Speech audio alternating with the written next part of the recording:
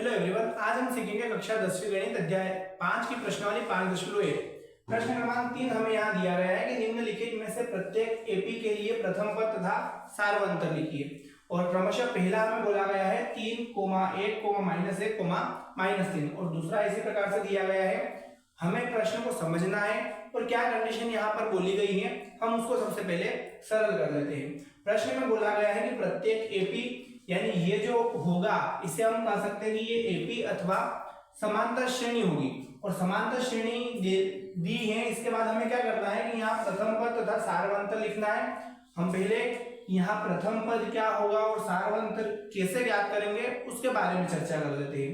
यहाँ क्रमशः हमें 1, 2, 3 और 4 पद दिए गए हैं, यानी हम जो पहले दिया है उसे लिख लेते हैं। हम यहाँ लिखेंगे दिया है A1 बराबर 3, पहला पद। यहाँ 1, 2, 3 और 4 पद दिए गए हैं। हमने पहले पद को लिखा A1 बराबर 3। उसके बाद हम यहाँ लिखेंगे A2 जो कि दूसरा पद है वो दे रखा है हमें 1। उसके बाद A3 जो कि हमें दे रखा है -1 और A4 जो है वो हमें दे रखा है -3। ये क्रमशः हमने 4 पद लिखे। उसके बाद हमें यहाँ पर सार्वंतर लिखना है। सार्वंतर हम इन सभी के बीच का पहले अंतर ज्ञात कर लेंगे, उसके बाद अगर अंतर समान आएगा तो हम सार्वंतर लिख देंगे। तो यहाँ शुरुआत हम कुछ इस प्रकार से करेंगे। हम यहाँ सार्वंतर को निकालेंगे तो यहाँ लिखेंगे सार्वंतर। सार्वंतर निकालने का एक तरीका हम यहाँ सीख ले। हमें सबसे पहले D1 के बराबर बताना है। हम D1 के बराबर निकालेंगे A2 - A1, यानी हम इस वाले भाग में से इसको घटाएंगे तो इन दोनों के बीच का अंतर ज्ञात हो जाएगा। फिर दूसरी कंडीशन हमारे पास रहेगी सेम ऐसी की ऐसी सार्वंतर, इसको हमने D2 नाम दे दिया। हम यहाँ इसमें से इसको घटाकर भी चेक कर लेंगे, यानी हम यहाँ लिखेंगे A3 - A2। और तीसरी कंडीशन हमारे पास रहेगी सार्वंतर D3 बराबर, इसमें से इसको घटा देंगे यानी A4 - A3। अब हम यहाँ क्रमशः इसके मान रख देते हैं। तो हम यहाँ लिखेंगे D1 बराबर A2 का मान हमें दे रखा है 1 और बीच में है माइनस, A1 का मान हमें दिया है 3। यहाँ हम इसको सरल करेंगे तो हो जाएगा D1 बराबर प्लस माइनस माइनस और बड़ी संख्या जो है वो माइनस की है, यानी जो भी आएगा वो माइनस में आएगा। हमने यहाँ 3 में से 1 को घटाया, यहाँ बचे माइनस के 2। हम यहाँ मान रख के देख लेते हैं। तो यहाँ D2 के बराबर हमने लिखा A3 का मान हमारे पास है यहाँ पर माइनस का 1 और बीच में दे रखा है माइनस। A2 का मान है हमारे पास 1। ऐसी कंडीशन में भी हम लिख सकते हैं कि D2 बराबर हो जाएगा -2। हमने -1 और -1 को -2 किस प्रकार से लिखा उसको हम सीख ले। हमने यहाँ से इस माइनस को कॉमन निकाला, दोनों माइनस अगर बाहर निकल गए तो हम कह सकते हैं कि ये जो दोनों जो नेगेटिव थे ये पॉजिटिव हो गए, यानी हम कह सकते हैं यहाँ पर कि 1 + 1। इस कंडीशन में लाके हमने इसको रखा, हमने 1 और 1 को जोड़ा, ये हुए 2 और जैसे हमने ब्रैकेट हटाया फिर माइनस लग गया, यानी इस प्रकार से ये -2 हुआ। फिर D3 की बात करें तो हम कह सकते हैं यहाँ पर D3 बराबर A4 की जगह हमें दे रखा है -3, बीच में है माइनस और A3 की जगह हमारे पास मान है -1, तो हमने यहाँ रख दिया -1। हम माइनस का गुणा ब्रैकेट के साथ करेंगे तो माइनस माइनस हो जाएगा +1 और आगे चल रहा है -3 बराबर में D3। इसको हम सरल करेंगे तो ये हो जाएगा D3 बराबर प्लस माइनस या माइनस प्लस माइनस और बड़ी संख्या जो कि माइनस की है, यानी यहाँ आएगा -2। हम यहाँ कह सकते हैं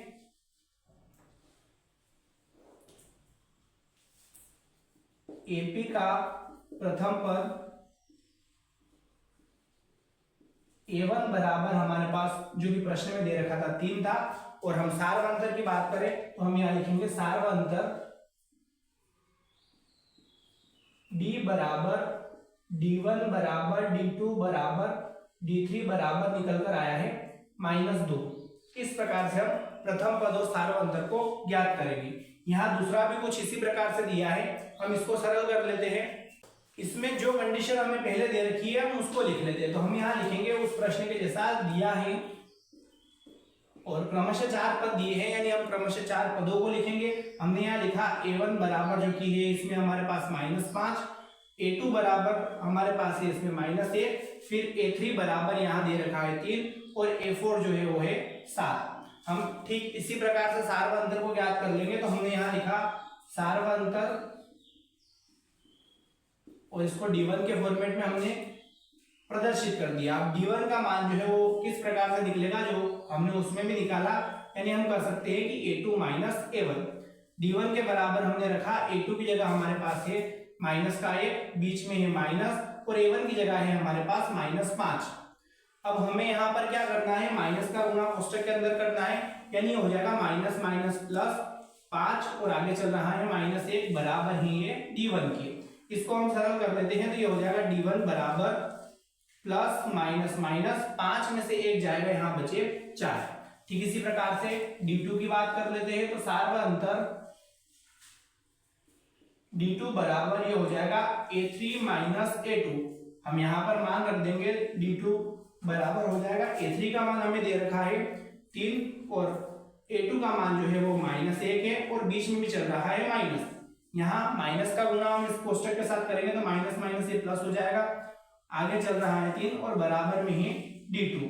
इसको हम सरल करते हैं तो ये हो जाएगा 3 और 1 4। इसी प्रकार से हम सार्वअंतर d3 को निकाल लेते हैं। तो हम यहाँ लिखेंगे सार्वअंतर d3 बराबर a4 माइनस a3। इसको किस प्रकार से ज्ञात करेंगे, तो यहाँ जो कंडीशन दी गई है उसमें हम मान रख देते हैं।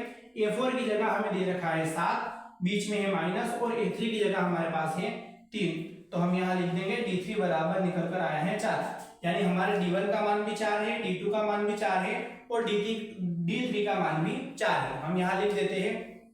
ठीक इसी प्रकार से AP का प्रथम पद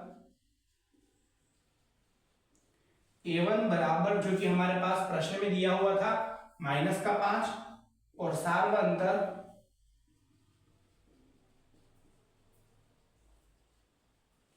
d बराबर d1 बराबर d2 बराबर d3 बराबर निकल कर आया है 4। इस प्रकार से हम सार्वअंतर और AP के प्रथम पद को ज्ञात कर सकते हैं।